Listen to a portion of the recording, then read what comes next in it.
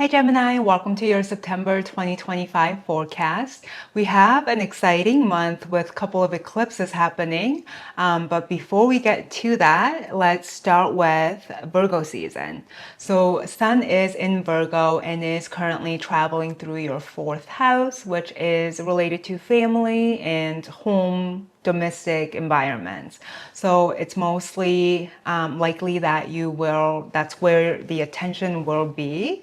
Um, it is change of season, so you might spend a lot of time reorganizing and redecorating for the change of season.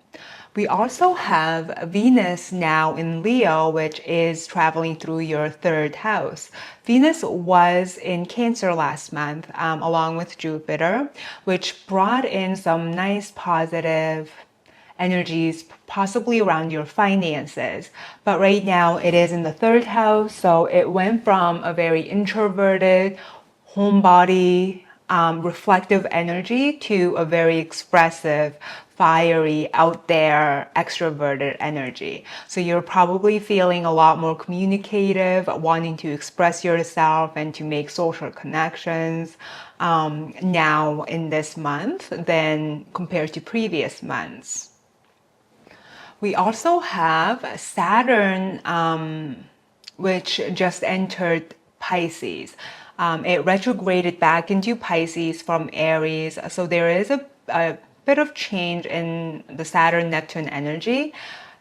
Saturn does better in Pisces than it did in Aries. In Aries, it was in its fall. There's a lot more frustration and tension related to what it is Saturn wanted to do, which is to create order and have, structure, discipline, and all that kind of stuff. But Pisces is closer in a sense with Neptune, since in modern astrology, Neptune does rule the sign Pisces. So there's a lot of like a free flowing, cohesive energy there. And this can bring a lot of clarity as to what it is this Neptune and Saturn conjunction is trying to do for you. Now, it moved from your 11th house and it's kind of moving back into your 10th house. And I used to like last month and the month before that, I was seeing Saturn and Neptune as like the master of illusion. You get clear on what is possible versus what is. So kind of that like reality versus illusion type of energy.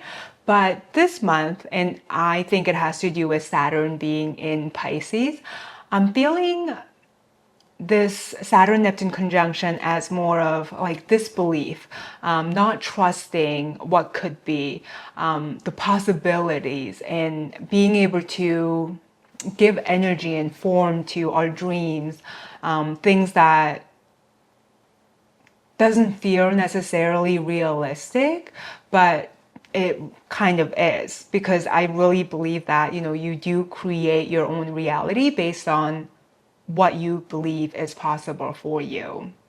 So with the 10th and 11th house involved, maybe there is a lot of energy as to, where you fit in and where you belong in your bigger communities, in your social networks, maybe the type of friendships that you want to have and establish, versus what friendships that you actually do attract, which is very Aries energy, since your 11th house is in Aries. So maybe in your communities or social circles, you attract a lot of people or groups of people that are very dominant and self-motivated, self-focused. But you're probably wanting a bit more spiritual communities, people who are open-minded, to the hidden realms of reality. So I think this energy really wants to find a place for you in the public sphere that is a little more authentic to who you are, but also what you need from other people. And the reason why I say this is because Neptune is a sextile to both Pluto and Uranus, and that Pluto and Uranus energy is that restless, but also pressure to create change and transform your life in some way.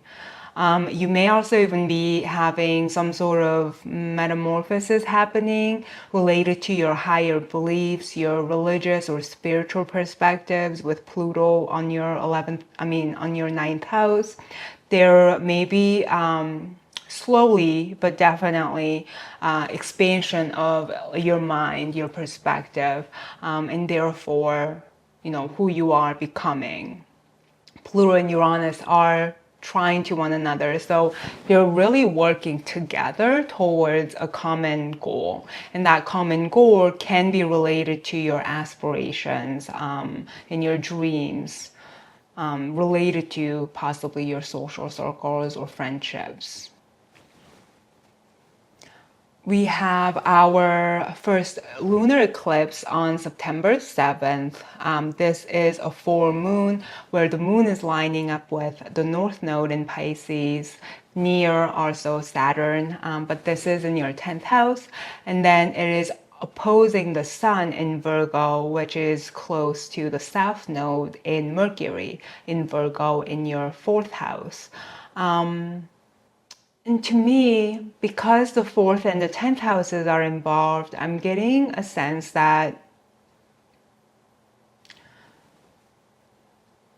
there needs to be sacrifices, or like preconditioned beliefs about what is success and what success looks like and what it is that you can accomplish career-wise. That Virgo energy is the practical, realistic, step-by-step energy that talks about, what it is ingrained in you from childhood, from your ancestors and from your upbringing. And this energy is kind of like opposing or fighting the energy where you want to head towards in your career, in your public sphere. And because Pisces is a very spiritual, emotional, it's a soul energy, soulful energy. So I feel like this is highlighting your personal dreams and where you wish you could reach towards, versus what's holding you back because of your early conditioning. So you may even have some illuminations, realizations around this area. And it's a really good month to kind of question, what do I really want? What is my calling?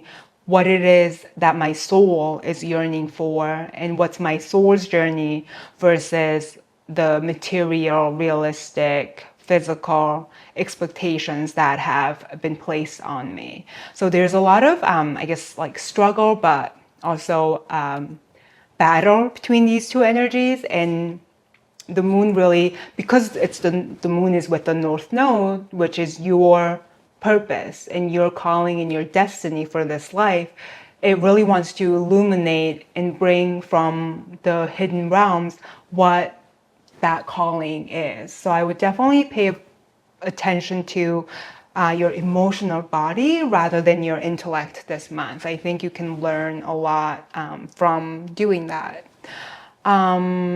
We also have on September 15th to the end of the month,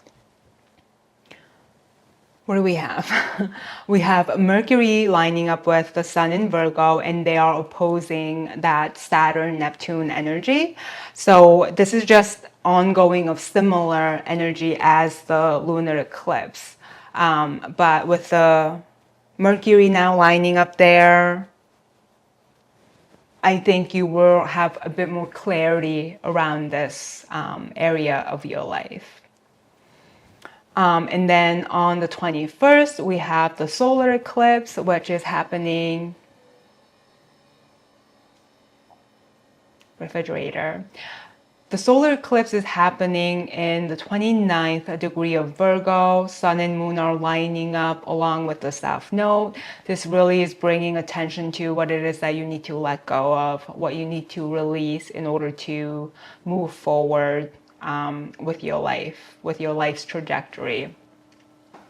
The solar moon again is opposing that Saturn and Neptune energy, which I said about, the possibilities versus the impossible. But really more it's the more it's the disbelief in what could be possible based on how you were conditioned from early on by society, by your ancestors and family. So this is a new beginning, planting of seeds, but not in a sense that you're building something, but more of letting go of things in order to start building towards the future. And then on September 22nd, we have the sun entering Libra season. So this is the beginning of Libra. And if Virgo season felt really heavy with obligations, with a lot of mental analysis paralysis type of energy, things should soften up a little bit, and you can relax a bit more and actually just have fun. The sun in Libra is lining up with, the moon, but also Mercury in your 5th house. So it's time to get together with friends or just spend time alone creating and journaling, enjoying the activities that genuinely bring joy into your life. Allow yourself to, do the things that you love. On the same day, September 22nd, the Mars enters Scorpio, which is also another addition of harmonious energy because Mars is moving away from Libra, which it did not like at all. That felt frustrating, and it was also tension driven because Mars doesn't like being in Libra. And now in Scorpio, its own sign, it's a lot more comfortable. The outward productive energy eases. It's a lot more natural. Your day-to-day activities become just more aligned, and it just falls back into place. So end of the month should feel a lot more calmer. You still have Jupiter traveling your 2nd house, bringing a sense of abundance. Venus is in your 4th house. You can start the month with being, social and active, go through some introspection, decide what you want to let go in order to go towards what it is that you really want to leave behind as your legacy in this lifetime, and then go back into a bit of introspection because that Virgo Venus is moving through your 4th house, bringing you back to your home and your emotional roots.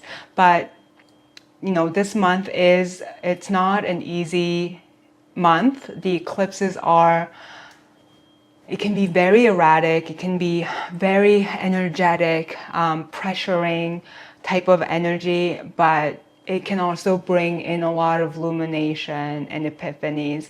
But towards the end of the month, you can just kind of let go and relax a bit. And I feel like by end of September, you're gonna have a better idea as to what kind of changes that you wanna make in your life and realize who you are becoming versus who you were, because you still have that Uranus traveling through your 1st house. So all of this is tying back to the changes and the disruptions that's happening in the way you identify with yourself, but also the way you lead your life, the trajectory of your life moving forward.